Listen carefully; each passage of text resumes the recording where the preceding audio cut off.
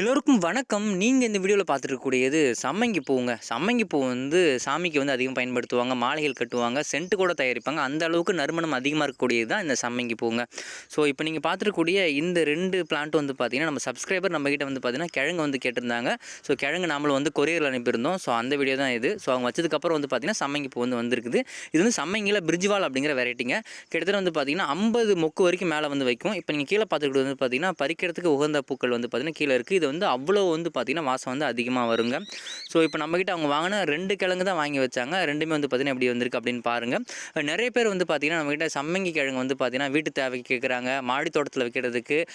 பக்கத்தில் வந்து சின்ன போது தோட்டம் இருக்குது, எனக்கு 1 கிலோ சம்மங்கி கிழங்கு கிடைக்குமா, அந்த மாதிரி நிறைய பேர் கேட்குறாங்க. ஒரு சிலர் வந்து பார்த்திங்கன்னா எனக்கு ஒரு 5 கிழங்கு இருந்தால் போதும் அப்படின்ற மாதிரி நிறைய பேர் வந்து கேட்குறீங்க. ஸோ உங்கள் எல்லாருக்குமே வந்து பார்த்திங்கன்னா சம்மங்கி கிழங்கு நாங்கள் ரெடியாக வச்சுருக்கோங்க. கிழங்கு தேவைப்படுற எல்லாரும் வந்து பார்த்திங்கன்னா கான்டாக்ட் நம்பர் கீழே டைட்டில் அப்புறம் டிஸ்கிரிப்ஷனில் கொடுக்குற, மறக்காமல் வந்து கிழங்கு வாங்கி வந்து பயன்படுத்துங்க. நம்ம வந்து இந்தியா ஃபுல்லாக வந்து பார்த்திங்கன்னா சம்மங்கி கிழங்கு வந்து அனுப்பலாங்க. ஸோ கொரியர் சர்வீஸ் எல்லா இடத்துக்கும் இருக்குது.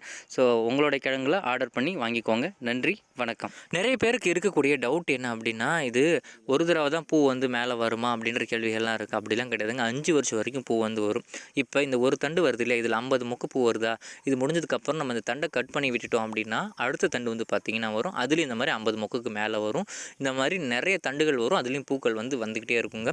ஒவ்வொரு நாளும் இதுலேருந்து ஒரு சில பூக்கள் வந்து பூத்துட்டுருக்கு. நம்ம வந்து அதை பறித்து வந்து பயன்படுத்திக்கலாங்க.